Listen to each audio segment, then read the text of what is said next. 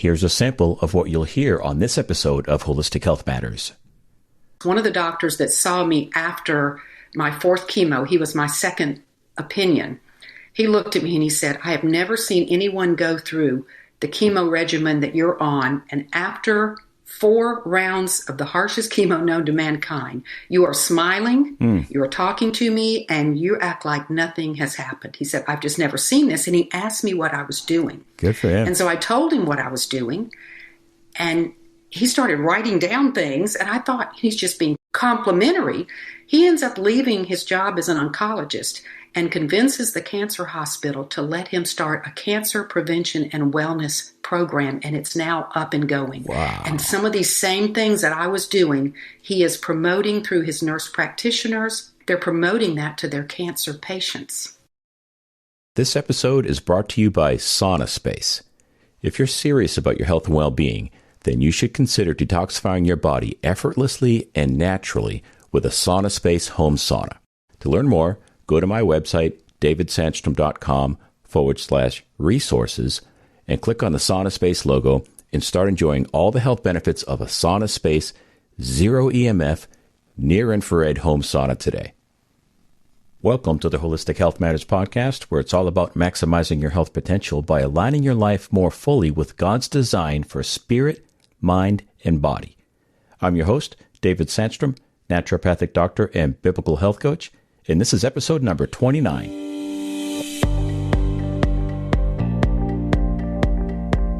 Today's guest is Ginny Brant. Ginny is a follower of Jesus Christ. Her faith guides her life. She's a cancer survivor, and she's written a book called Unleash Your God-Given Healing, 8 Steps to Prevent and Survive Cancer. Ginny has appeared on many television and radio shows and been featured in many newspapers and magazines. She's been interviewed on programs such as The Hour of Power, Christian Broadcasting Network, The 700 Club, American Family Radio, and a whole lot more. Ginny, welcome to Holistic Health Matters podcast. Thanks for having me. It's good to be here. It's my pleasure. You've got quite a story. You are a cancer survivor, and I don't even know if you like that term, but you had cancer, and now you're cancer-free. So tell us a little bit about that journey. Well, it was not the journey I expected because there was a lot of cancer in my family, and I was already trying to prevent it. And I was diagnosed 4 months after my mother died from breast cancer, but both of my parents had colon cancer, and that was the cancer I was high risk for, and I was trying to prevent, and I had no idea that I could even get breast cancer. But I did learn from the journey that even though I had none of the risk factors, there's 8 risk factors for the breast cancer I got, and they did genetic testing, and I had none of the genetics for it either. I did learn that we're all susceptible to this cancer because of the culture that we live in. And I was getting my mammograms. I was doing the things that people tell you to do, but it's just not enough because 3 mammograms missed my cancer. Wow. That's an amazing fact. Wow. Yep. And that's because I have dense breasts, and women need to be asking their radiologist if they have dense breast. And if they do, they may get that mammogram, but they have to realize that they have to do self-checks and keep up with their doctor appointments every year and look at some other avenues because mammograms just aren't really good on dense breasts. Now, the 3D mammogram is better, but that was invented after I was diagnosed. How did you get the diagnosis? I actually found the lump. I had just done the Cooper River Bridge run. It's a 10K run that I walked. I had just done it, and that night, in the middle of the night, my ring got caught in my nightie. And I was trying to free it, and that's when I felt the lump. So it wasn't that I was being a good girl and doing the self-exams every month that I advocate now. It was, as my sister says, the providence of God that I found it when I did because I had no symptoms and the mammogram was not going to pick it up. Did you ever hear of, in lieu of a mammography, doing a thermography, doing a temperature scan? Yes, I do that now, and I was doing it then, believe it or not, but it was like 2 hours to get to the nearest place. And so for 3 or 4 years, I did not get a thermogram. Mm-hmm. But you do now.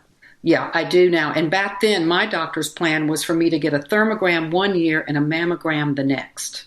Okay. Sounds reasonable. And now I do get, within a year, I get the mammogram, the 3D mammogram as ordered by my cancer hospital.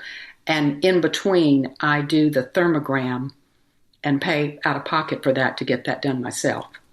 Yeah, a lot of times insurance won't pay for the more effective stuff. It's amazing. That's the way it is, though. And I love it because it has no radiation at all. Yeah, that's what my wife does. She does the thermography.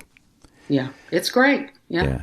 So I want to ask you this. I know that most people, either they themselves have had an experience with cancer or they know somebody that has. And I know that it can be pretty scary. So when you first got that diagnosis and you got the bad news from your doctor, how did you feel? I was in absolute shock, just absolute disbelief. And I was riding the roller coaster of fear.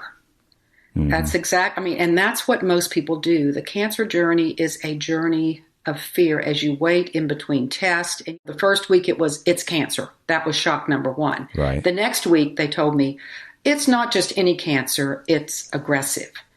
And then after the MRI, the doctor said it appears that it's in your lymph nodes and has spread to other parts of your body. So I was like, whoa, this is more bad news than anyone can take.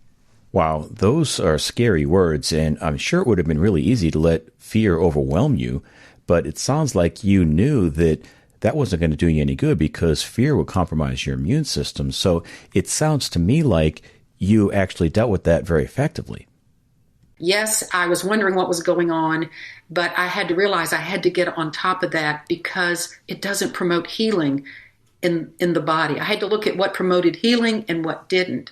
And when I realized what promoted healing, I had to stop living from fear to fear. Yeah. Because that's the way I started out. And I admit that. My husband was afraid too. It is a scary journey. If someone tells you, oh, you've got a melanoma and the doctor can cut it off. Oh, it didn't go too deep. You're okay. That's not too scary. Yeah. But when they have to pull out every weapon of mass destruction and put your life at risk in order to save it, then, it is scary. Yeah. A lot of the things they do to your body are scary, but I just want people to know. I'm mentoring about 20 cancer patients right now, and, it makes a difference. But I do recommend, David, that everyone in a serious condition like this get a second opinion. I flew to Cancer Treatment Centers of America in Chicago, and when 2 surgeons and 2 radiologists looked at my MRI, they came back and told me, they said, ma'am, we don't think it's necessarily all over your body. We don't know for sure, but this we think is inflammation that spread all over your body from a biopsy that happened to go bad. So that was the first bit of good news that I got, and they were right. Once they did the surgery, it was inflammation, and that inflammation itself and what happened could have really taken me out. So I was fortunate that it didn't, but it was such good news to know that it wasn't all over my body. So that first diagnosis, if you would have stuck with that one opinion, would have taken you on a very different path, and a far more aggressive path, medically speaking, correct? It would have in some ways, but I felt like I was being treated like a stage 4 cancer patient anyway, and I actually was because I had an aggressive cancer. The difference between me and a stage 4 patient is the stage 4 patient will continue to get chemotherapy or some kind of pill that acts as a chemo agent for the rest of their life. So that is a big difference. The friends of mine that have stage 4, they have to keep getting the infusions.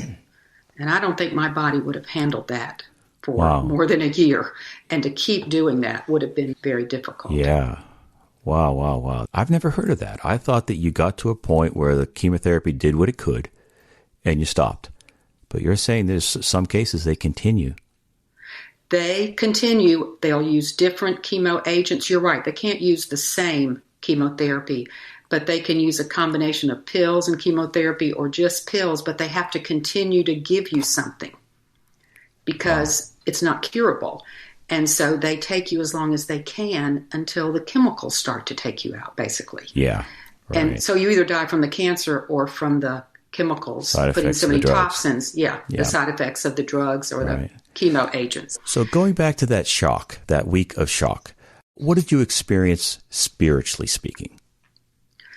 Well, I have to admit that I just didn't understand why this was happening to me, because anyone that knew me, I worked in the school system as a guidance counselor, but I helped change the school lunch program. I taught wellness to my students. I was known as the health nut of the district, and it just made absolutely no sense. But I realized that as a Christian, one of the things you have to realize is that you are an ambassador for Christ. Whether you're living, whether you're in a cancer struggle, even if you're told you're going to die, you are to be a testimony to Jesus Christ, even as you're dying. So my husband and I were adamant about we're going to live our faith out no matter what happens. So that was kind of the journey I was on. I really thought there for a while I was probably going to die. And I was going to die proclaiming Jesus and praising his name because I was going on to a better place. So we carefully looked at the eternal perspective, and that was secure. And we kept saying the worst thing that could happen is I get my ticket to heaven like my mother did, but earlier than I anticipated. And that's the way that we viewed it. And I do think that cancer patients who are Christians need to look at it that way, that if you can't beat the cancer, okay, that's your ticket to heaven. Well, as followers of Jesus Christ, we all know we're going to a better place, right? But it's my contention that nobody should want to leave this earth before their time. I agree, and that's why you should fight with everything you've got. Yes, absolutely. And one of the things I have to say quite frequently is embracing a holistic lifestyle is, yes, it will add years to your life, but that's not the main point. The main point is adding life to your years. One of the verses that has spoken to me very much over the years is John 10:10. I've come that they might have life and have it abundantly. And a lot of people seem to be satisfied with, well, I'm on my way to heaven. That's the first half of the abundant life. But God says that he knows that we will see the goodness of the Lord in the land of the living. And there's a lot of life to live before I leave. And I believe God has a purpose for me being here on this earth, and I want to fulfill that purpose. And I agree with you, because I do believe in that purpose that God has given us. But what was hard for me to analyze was what this was going to do to my body. When they told me every weapon of mass destruction would be brought out to save my life, I didn't want to live in a disabled state with chronic pain. And that was a concern of mine. So that's why Cancer Treatment Centers of America said, we're going to put a naturopathic doctor on your case. We're going to put a nutritionist on your case. I was like, I am all in, because I want to do everything I can to get through this journey and not just kill the cancer, but return to vibrant health. Absolutely. Because I want to live, like you said, a full, abundant life. I don't want to be living in chronic pain. And I didn't want my brain and my heart and my lungs to take a big hit on this. And that's exactly what the chemotherapy side effects said. Damage to your brain, your heart, your lungs. It was system. Like 2 or 3 pages of side effects. And then the last one was including death. And I was like, I think I'll take the death over the damage to the brain and the heart and the lungs. But I'm just so grateful to God that by implementing the things that I did, and a lot of it's kind of laid out in the Bible, eating sensibly, hydrating, using your faith to manage your emotions, by doing these 8 things that are in my book, Unleash Your God-Given Healing, I was able to return to vibrant health. I don't have major damage to my lungs or my heart or my brain. Now, I'm not saying I didn't have brain fog from the chemo and from the medication that I had to be on 5 years to get the estrogen levels down, those estrogen hormone blocker pills. But I'm just so glad that I don't have permanent damage in any one of these areas. Yeah. I'm very grateful for that. We have a good friend who had breast cancer a number of years ago, quite a long time ago. I would say probably 15 years ago. And she doesn't like to call herself a cancer survivor. She says, I'm not. If someone says, oh, you're a cancer survivor, she says, no, I'm not. I'm a cancer thriver. And I think that's a great attitude. That is a good way to put it. Yeah. Yeah. And it's like me. I always say, they tell me you're not promised tomorrow because of the kind of cancer you have. And I just don't dwell on that. I just live one day at a time, and I live it to the fullest. Mm-hmm. And when it's my time to go, it'll be my time to go. And I can't worry about that. I am concerned enough to eat properly, to exercise, to manage my immune system by doing the right things, and to not let chronic stress drive my life, because that's not going to help in any way, shape, or form. Absolutely. I couldn't agree more. I want to get into the 8 steps out of your book, but before we cover that, I want to know, you were at the Cancer Treatment Center of America, and they referred you to a naturopath and a nutritionist. So it sounds like they're pretty open to the holistic methods of beating cancer.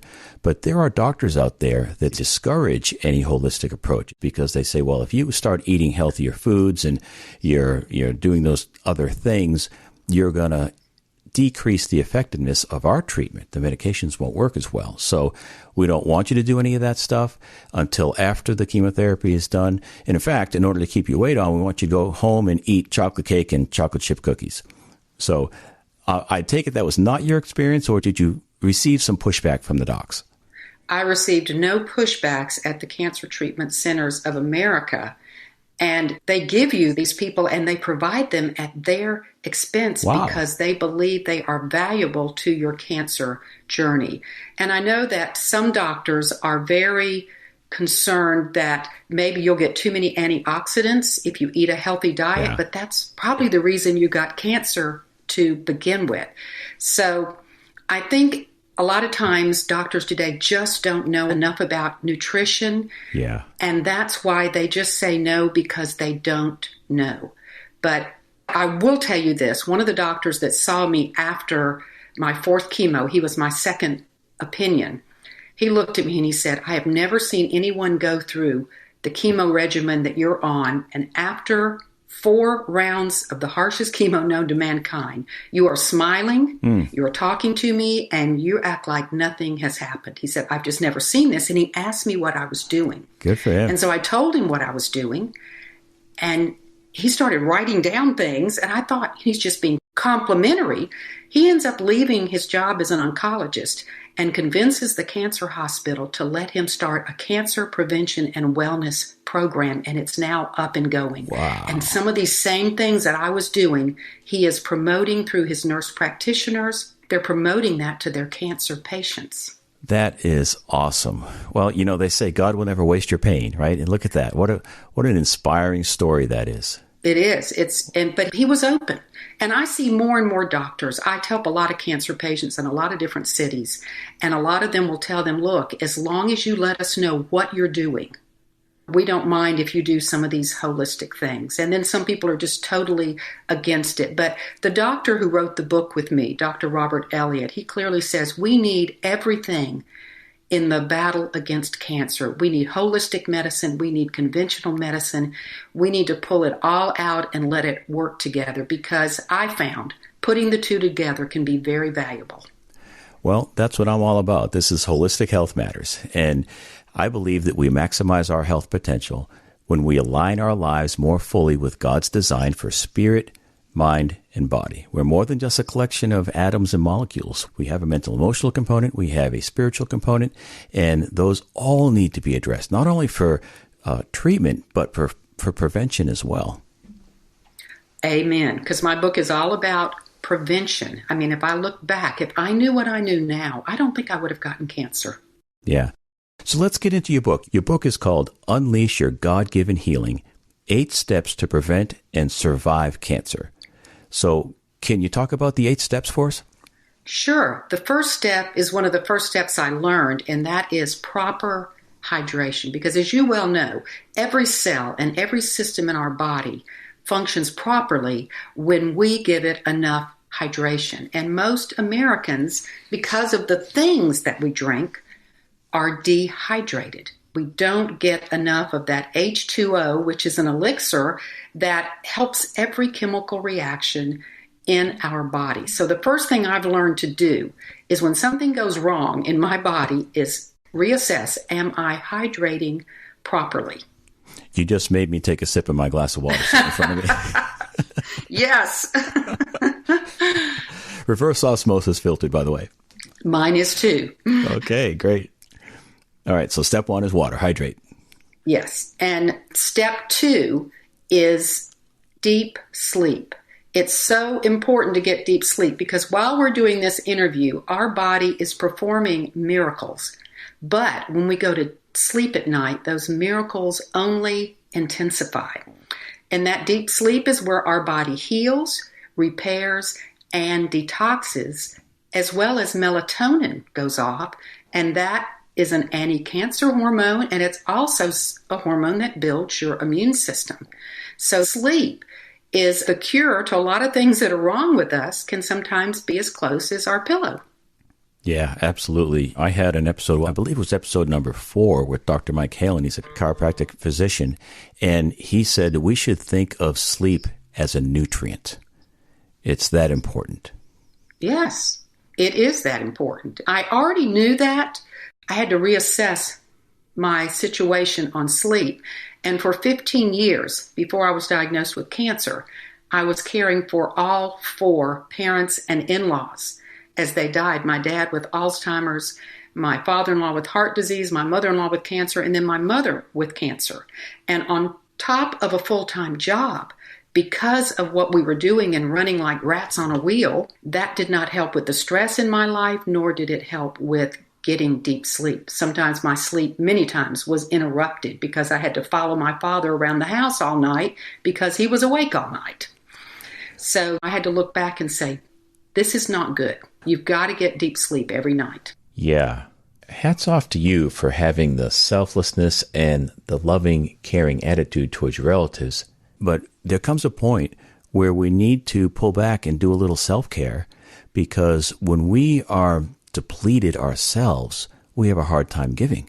It's my contention that we should be able to love other people and exude the fruit of the Spirit, kind of like a reservoir, where this reservoir is being fed by an underground stream, and it eventually fills up. And after it's full, it can spill over the sides and give away its water without being depleted itself. Its water supply is being replenished by the stream underneath, and that way it never runs dry. But when you're running around with kind of challenges that you were experiencing, I'm gathering that was probably a pretty good length of time, you get drained, and you're no longer able to give out of your abundance. We can't give what we don't have. So your body suffered as a result. Well, one of the things I realized was that not only did I lack sleep at times because of being a caregiver, but my emotions, the emotion of grief, watching them suffer and go downhill, it's like I just couldn't get away from it. And short-term grief is one thing. Your body can handle that. But long-term grief can literally shut down your immune system. Absolutely. That's absolutely true. Yeah. So what's the next step in that process? Exercise was something I'd always done. I'd always been a walker. But from the first moments I was diagnosed with cancer, I used exercise to relieve the stress. And after my first surgery, I had over 100 stitches. And the doctor said, well, the nurse said, basically, I can take this catheter out, start removing all these tubes attached to your body if you can walk 4 rounds of the hospital floor tomorrow morning. Well, I was ready to go. I walked 2 miles on the hospital floor that morning, dragging my poles and all this medical apparatus behind me. I was pole dancing. But what was amazing was when I finished and went back to my room and my surgeon and respiratory therapist came by, they were applauding me and they said, "Do you not believe what you have just done for your body?" They said, first of all, we're removing not only the catheter, the nurse had already removed that, we're removing all these breast tubes you were supposed to go home with for a few weeks and have your husband babysit. Oh. They said, your body's taking care of all of it. It's lessened your chances of blood clots. You pump the anesthesia out of your system. It's just promoted so much healing in your body. So after surgery, unless your doctor tells you not to. Now, if you had surgery on your knee or your leg where it was a weight-bearing place, they would tell you for the first 5 or 6 days to stay off of it as much as possible. So that would be a different direction from your doctor that you would need to listen to. Sure. But in my case, it wasn't, and it was the best thing I could have done. Then when it got to the chemotherapy, I didn't know about some of the research I'm going to share with you at that time. But because of stress, I walked 2 miles before chemotherapy, had an 8-hour chemotherapy day, and then I walked 2 miles afterwards and 2 to 3 miles every day in between. Wow. And when I did so well, and the doctors were amazed that my red blood cells were staying up and that I wasn't having as many side effects. And of course, the water helped too. Increased hydration during chemotherapy lessens the side effects. But the doctors were so amazed that after the harsh chemo was over, my red blood cells, white blood cells, and platelets were all back within normal ranges 6 weeks after chemotherapy. And that usually takes several years. Yeah. And we look back now, my doctor said, "Did you see the new research in Australia?" And I said, "No." So I went and looked at it, and 30 entities came together. This was like 2 years after I finished chemo, to say that the best thing a cancer patient can do is to exercise at every point of treatment. And for chemotherapy, it's helping to pump the lymphatic system so that you can take out the chemicals and the dead cancer cells and all the trash from your body. And I was constantly doing that, and it had a major impact on my body. So exercise has like 15 benefits for the cancer patient that I outline in my book. But think about what it does for preventing cancer to begin with. Right. And then the pill, when you take the hormone blocking pill for 5 years that most women with an estrogen fed cancer have to take, your bone density takes a hit. So I'm having to do yoga poses and PT exercises and weight bearing exercise to hold the line on my bone density so I don't totally lose it and go into osteoporosis. Yeah. Doctors for many years, go home, lay down all week. If you don't feel good, just stay in bed. No. I'm saying, no. Exact wrong advice. Unless there's a reason your doctor's telling you, like your leg is swollen and you've got a blood clot. I mean, it depends on what the circumstance is. But if you can move and your doctor says it's okay, you need to move. Because that lymphatic system is doing you a favor, and it only works when you move. It's the one system that's not autonomous. So people need to know that. And that Australia research study is changing the cancer world as I speak, because more and more doctors are starting to tell their cancer patients, move if you can. Yeah. Wow. So your primary form of exercise was walking.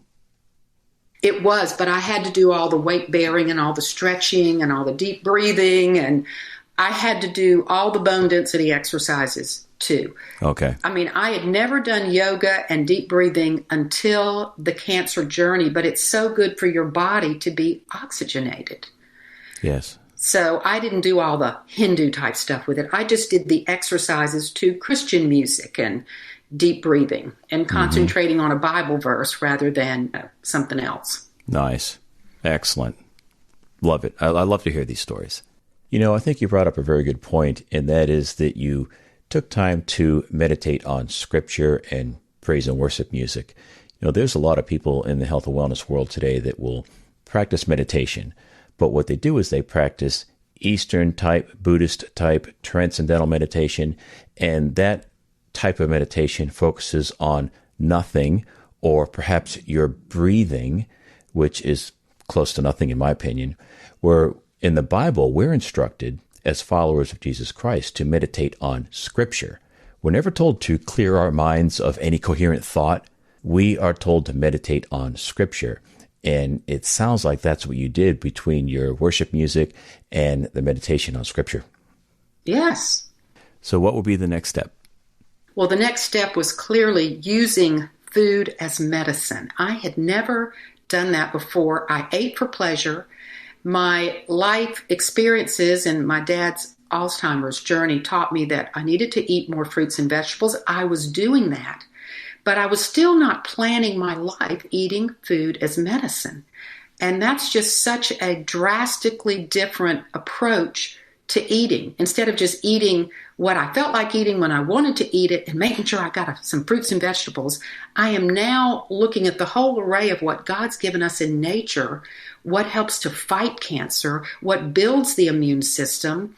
And I'm now eating superfoods and nuts and seeds and more of like a Mediterranean type diet. I also went organic as much as possible, following the clean 15 and the dirty dozen. If something's in the dirty dozen list and has a lot of pesticide residue, then I eat it organic, because high levels of chemicals were found in my body.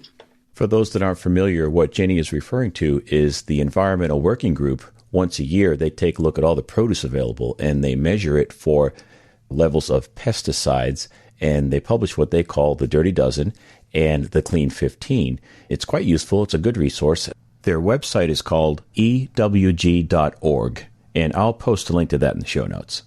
Well, it sounds like you are embracing what I consider to be the number one rule for healthy eating, and that is eat food as close to its God-given natural form as possible. And that would mean organic, but it also means primarily minimally processed. In fact, single ingredient foods are best.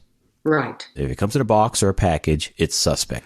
Read those ingredients. If it's got more than 4 or 5 ingredients, you're probably well served staying away from that product.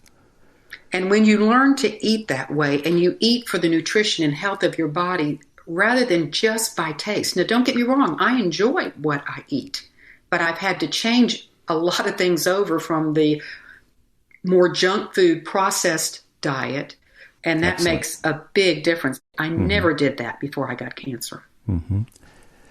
So the next step is stress or stress reduction. So tell us about that. Well, it's just, I learned from taking care of my parents and my in-laws and being that rat running on that wheel that was too much stress in my life. And I learned some key ways. I was going to take care of my parents. There's no doubt about that. It's not that I would say, no, I'm not going to do that. But for the amount of stress I was under, I was not doing enough to balance my sympathetic and parasympathetic nervous system. And I've now learned to get a heart coherence app on my phone. And when I'm under stress, which was the whole cancer journey, I would use that twice a day, deep breathing while putting my finger on the camera of my phone, and it was taking my heart rate, and it was developing this heart rate variability, which helps to balance the parasympathetic and sympathetic nervous system. Wow, what's the name of that app? It's called Heart Rate Coherence. It's like $3.99. Wow. I have to check that out. Yeah, it's a great thing to use. And the funny thing is, a wellness coach at the school I was at, I wrote a grant that got some things at our school. He had told me, all the teachers, about it. And I said, oh, that's nice. And I didn't do anything about it. And then I was in the cancer journey. The cancer hospital mentioned it to me as well. And I was like, okay, this is the second person. I think I need to listen. So I was always going to take care of my parents and my husband's parents. But I needed to do it differently, making sure that I'm not putting too much stress on my body at one time. Because stress, a lot of doctors that I've interviewed and that I've heard speak about cancer and disease clearly say it's probably the number one thing that's causing a lot of our diseases. And I have to look back and say, yeah, I think they're right. But I didn't see that at first at all. Because I walked every day, I thought I was fine. Yeah. When I was writing my book, I came to this realization that almost everything we do to embrace a healthy lifestyle involves some form of stress reduction. Now, there is good stress. Fasting is a good stress. Exercise is a good stress. But our bodies, as you were talking about the parasympathetic and sympathetic nervous system working in tandem, we're designed to push into stress, experience that, and then back out. It's chronic stress is the problem. That's the enemy. Definitely. Yeah. All right. So number 6 would be thankfulness. I'm looking forward to hearing you say a few words about thankfulness. Well, it's just amazing to me when I looked at Paul when he's in prison. In Philippians 4:6-8, he clearly says when you're in the middle of the trials of your life, and he's definitely in the middle of one in prison, he said, pray about everything, give thanks in everything, and look for the good things. I'm just paraphrasing what he said. And what's so interesting is my research clearly showed when you pray and you meditate on God's word, the promises in his word, when you have a heart of thanksgiving, you can look for all the things you have to be thankful for, even in the middle of a life and death cancer journey. And when you concentrate on the good things, that kind of Pollyanna type attitude, but look at what good happened today, and you dwell on that rather than all the negatives, all those things promote healing in your body. And so I did this complete study of all the positive emotions and negative emotions, and I just got a whole new perspective on the things that we can do even when we're in the middle of a crisis, even if it's COVID, the things we can do, laughing, singing. There's just so many things we can do that promote healing. I think there's a lot to be said about the mental toughness component, and it would probably serve people well to study a little bit about mental discipline and mental toughness, so that when something like this comes along, those tools, having those tools in your tool bag already, would go a long way to helping you recover and be one of the survivors. Right. And I have to admit, David, that I was determined. My husband and I have this joke. He said, I can't die because I do the taxes and all the finances. And I said, he can't die because he does the yard work and fixes the house. And so I said, if he leaves me behind first, I'll kill him. And he said the same. So I was like, I can't die. I can't do this to him. So a lot of my motivation was, I've got to stay alive for his sake. You know? There you go. I've got to do this. And so I just had this will, and I never thought I would be this disciplined about all these things that I do. But, that's what it takes. I think that's great that you mentioned that, because Michael Hyatt said, you'll lose your way when you lose your why. And having a reason why you want to beat this thing is a pretty huge motivator. It really is. It is. And I can tell you, cancer patients I work with that say from the very beginning, I'm going to do everything I can to beat this. And I said, well, you know what? I can predict right now, you're going to do very well. But when I have the cancer patients that just want to go to the doctor and their friend wants them to listen to me, but all they want to do is go to the doctor and say, doctor, beat my cancer. They're not going to do too well. Yeah. You have to be an active participant in your own health and well-being. Absolutely. The doctor is your advisor. We have financial advisors that we take advice from. We have attorneys that we get legal advice from. But a lot of people, especially the older generation, has this idea of, no, when doctors don't advise, they give orders. It's doctors' orders, and they hand off the responsibility for their health care to their physician. And it shouldn't be that way. We're the ones responsible. We should assemble a team, as you did. We should listen to the doctor's advice, soak it all in, and implement everything we can that our heart and soul tells us is going to be beneficial. Amen. And it's so important. I see this clearly now for the cancer patient. It's usually a roller coaster ride.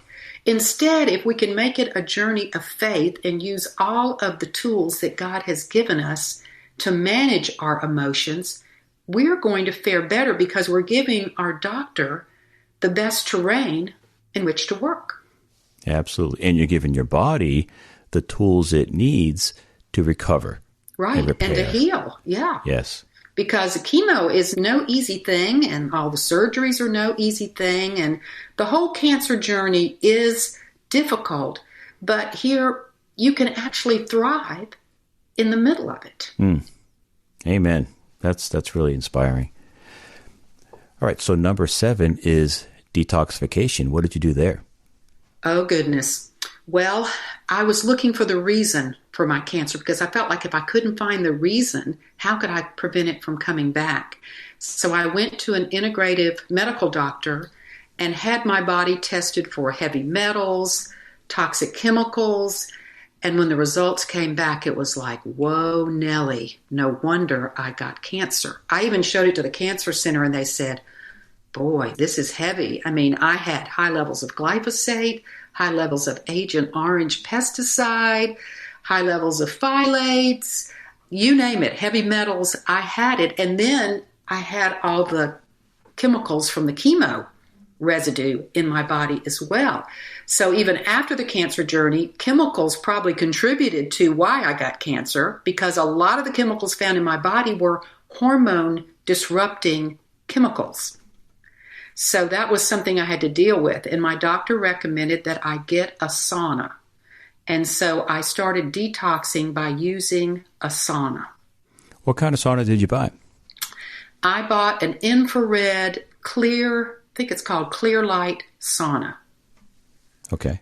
And I use it 2 to 3 times a week, especially after chemo. Now I'm down to 1 to 2 times. My husband uses it just as prevention because my book clearly shows how many chemicals we're exposed to in the day in which we live. And once you realize that you've got to keep your chemical load down, it'll never be perfect. Right. Because we live in an imperfect world. Yes. But God's given us 5 filtering systems to help us with the chemicals and things we become exposed to. My problem was my chemical load was too high, and therefore it was distracting my immune system. So now my chemical load is greatly lessened. And that's another lesson you've got to learn, is how not to get all these chemicals into your body and how to get your filtering systems working as God intended so that you're not building up this toxic full bucket of chemicals, this big load in your body. Absolutely. I want to say this to the HM community.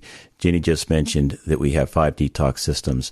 One of those systems is our skin, and our skin is the largest organ and is a very effective organ for detoxification. So sweating is very useful, but it's also an organ that is very permeable and allows toxins to come in. So that's why we have to be careful about what kind of body care products we put on our body, what kind of makeup we're putting on, or for instance, sunscreen, because we can absorb toxins right through our skin. The skin is very permeable. We wouldn't be able to put a nicotine patch on someone's skin and have it be effective if that nicotine wasn't absorbed straight through the skin into the bloodstream. And the same is true with toxins. That's exactly right. And a lot of them were coming in through my drinking water, my foods, and through my skin. Yep. Totally right. So I've changed everything at home. I mean, that really wasn't that hard to do. I changed what I clean with. I changed what I put on my skin. I make a lot of my own things now. But it took me a while to figure it all out. But now I'm not overpowering my body with so many chemicals. Yes. You got to lighten your load. That's exactly right. Yeah, your total body load. That's really important. I've got a lot more to share on that, but we're running out of time. So we're going to have to get to the 8th step, and that is healing the gut. Oh, so yes. What did you do to heal your gut? Well, during chemotherapy, I was eating probiotic foods, and my naturopathic doctor gave me L-glutamine powder to take. And I also was the first patient at Cancer Treatment Centers of America to get vitamin C infusions 24 hours before chemotherapy. Excellent. And both of those things helped to protect my gut along with the probiotic foods. And then when chemotherapy was over, I went on this all-out rebuilding the gut, because we know antibiotics destroy the gut, but chemo is far worse. And so most cancer patients don't do well because their gut gets compromised, and they get all these side effects for the fact that this chemotherapy, if their gut's not already compromised, it's either more compromised or it is now compromised for sure. And so your immune system goes down because your gut cells, 70% are in your gut. Once I learned that, I rebuilt my gut, and I now every day, and I'll do this for the rest of my life, I eat 3 probiotic foods a day, plus I take a probiotic supplement. And when you have a strong gut, even if a COVID germ lands in your gut, that lining can many times take care of it. Absolutely. Yeah, there's something in there called the mucosal barrier.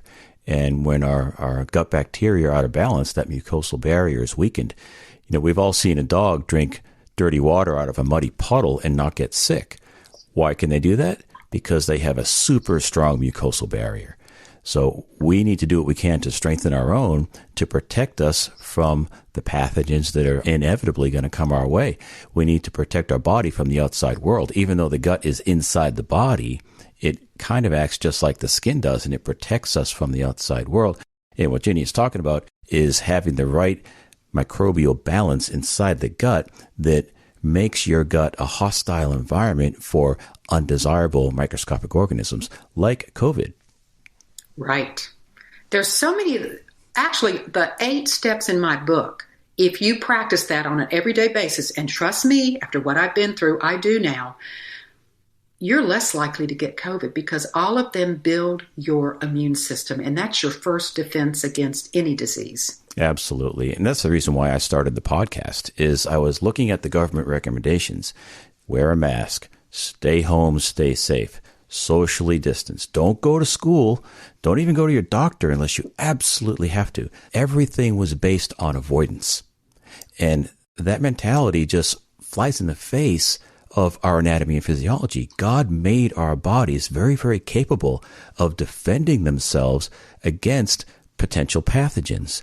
And we all, especially this day and age, should be focusing on what we can do to strengthen our systems, strengthen our internal terrain, so that if we do come in contact with COVID, and by the way, we're going to come in contact with tens of thousands of viruses and bacteria every day, we stand a much less chance of succumbing to the illness if we have a strong internal terrain.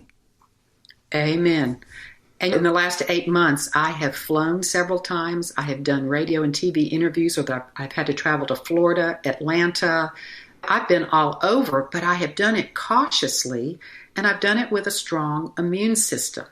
So when you put the two together, I mean, some distancing is good. I don't go into crowds specifically today knowing that the COVID is out there. So I do practice social distancing to a certain degree, and I wear a mask when I'm in public. But when you put the two together, because you can't socially distance from everything, life has got to go on. Kids have got to go to school. People have got to go to work. And when you put the two together, then you're not as likely to get COVID. I mean, you can go way out on a cliff and live way a mile from everybody, and you're not going to get it. You might die of loneliness, but so that is extreme social distancing, and that's not necessary. Humans need each other, and we have to interact in order to get food and to have everything working. And so this thing of hibernating the whole time while you're stuffing your face with potato chips, chip sales have gone up lately, and all these things, and not getting exercise, being that couch potato, those are all the wrong things to do. You need to get up and move, eat foods that build the immune system, and sleep and take extra good care of your body. Absolutely. So let me summarize the 8 steps for the HM community. Step 1 is hydrate properly. Step 2, get good sleep. Think of sleep as a nutrient. It's super important. Exercise. Pick the exercise that works for you and do it regularly. It moves lymph fluid. It builds your immune system. It's great for your flexibility. It's great for bone health. Nutrition. Eat food as close to its God-given natural form as possible. Organic when you can. Minimally processed. Reduce your stress. It's not selfish to take care of yourself, because we can only give out of our abundance. We've got to sometimes pull back and take care of ourselves so that we can give better to others. Spirit of thankfulness, gratefulness, that goes a long way on your mental, emotional, and your spiritual component that will impact your detoxification channels and ultimately affect your physical vitality. Prudent avoidance from chemicals and doing what we can to be proactive and remove chemicals from the body, doing things like a far-infrared sauna, exercise, and then lastly, healing the gut, paying attention to the gut microbiome. Did I get that right? You did, and it enabled me to go through the toughest chemo regimen known to mankind and come out vibrant on the other end. I am most grateful. God bless you, Jenny. That is really awesome. I do want to let your people know that I do have a cancer prevention blog on my website at www.ginnybrant.com, and they can go to that website to look further at the book, to download Chapter 3 on exercise, and sign up for the blog. Okay, excellent. Is there any other way people can get a hold of you? Well, through that website, they can actually email me, ask me a question. So everything is on that website at ginnybrant.com. That's Ginny, G-I-N-N-Y, Brant, B as in boy, R-A-N-T.com. Excellent. Well, thank you for sharing your story with us today. I really appreciate you being here. Thank you for having me. Well, I hope you enjoyed that conversation with Ginny Brant. She is a wealth of information. I found her story to be very inspirational. I think she's spot on with her recommendations. Once again, her book is called Unleash Your God-Given Healing, 8 Steps to Prevent and Survive Cancer. I think that will be well worth your time and energy to pick up and read. I will, of course, put a link to her book in the show notes to this episode. This is episode number 29. And please don't forget, this episode has been brought to you by Sauna Space. If you're serious about your health and well-being, then you should consider detoxifying your body effortlessly and naturally with a Sauna Space home sauna. To learn more, go to my website, davidsandstrom.com/resources, and click on the Sauna Space logo and start enjoying all the health benefits of a Sauna Space Zero EMF near-infrared home sauna today. Well, that's it for now. I know this episode went a little bit long, but I think it was well worth extending the time a little bit to listen to Jenny. She had so many great things to share. Once again, thank you for listening. I enjoyed serving you, and I'll talk with you next week. Be blessed.